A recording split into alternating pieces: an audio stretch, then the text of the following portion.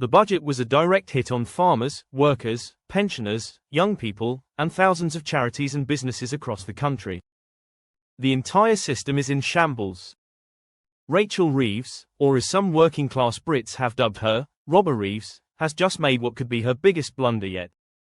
What utter nonsense. We had a budget in March this year, and yet there were no tractors blocking the streets of Whitehall afterward. Kemi Badenoch has had enough of what she sees as Reeves' unrealistic promises and deceptive tactics.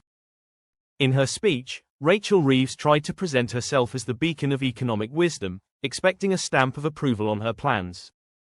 Instead, the Office for Budget Responsibility immediately exposed the flaws, revealing that the government had prioritized taxation over growth. Reeves can no longer hide behind smoke and mirrors. Kemi Badenoch is on a mission to unveil the truth. Before we dive in, if you enjoy our content, please take a moment to like this video and subscribe to our channel. Your support helps us bring more high-quality content to you. Now, let's get started.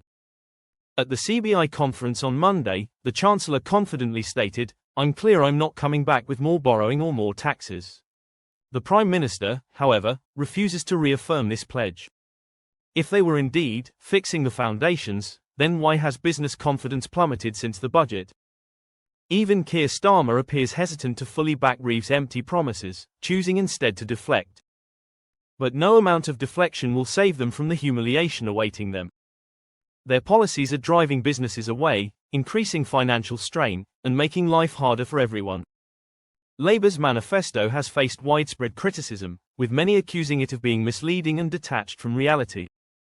Unsurprisingly, a growing number of people are demanding a change in leadership. There is even a petition with over 2 million signatures calling for Reeves and Starmer to step down. It is not the government that creates economic growth, it is businesses.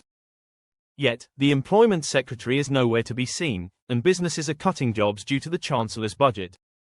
The Deputy Prime Minister is absent as well, despite proposing an employment rights bill that, according to experts, will make hiring more difficult.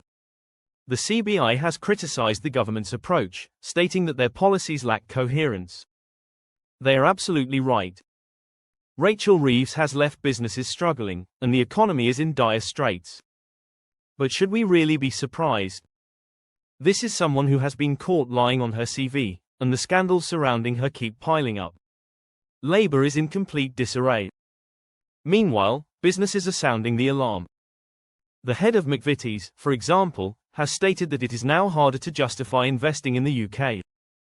Yet, while the Prime Minister is busy networking in Brazil, businesses back home are grappling with the harsh reality of this budget. The government's actions have left many deeply disappointed. Rachel Reeves and Keir Starmer seem out of touch with the real concerns of the public. The investment they are taking credit for was actually negotiated by previous administrations. Yet, in all of this chaos, they fail to acknowledge the young people who will lose their jobs as a result of this budget. Just yesterday, 1,100 workers at the Vauxhall plant were informed that their jobs could be at risk. While Starmer and Reeves continue their political games, real people are suffering.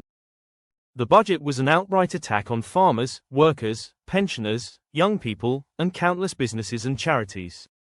The system is broken. Reeves's budget has been nothing short of a catastrophe.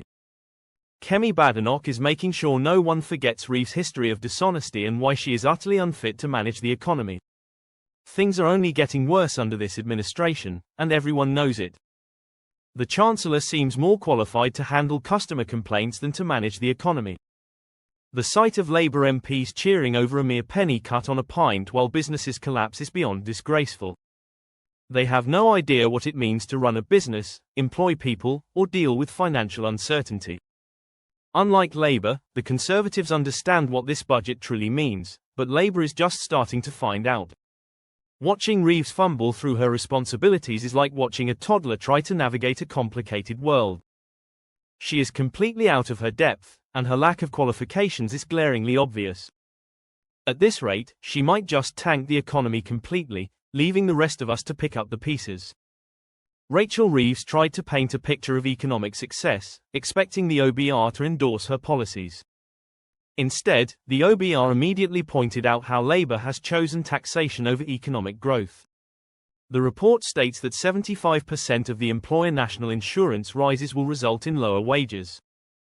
Employment rates, salaries, and disposable incomes will all be worse off under Labour compared to the Conservatives. This is a major problem.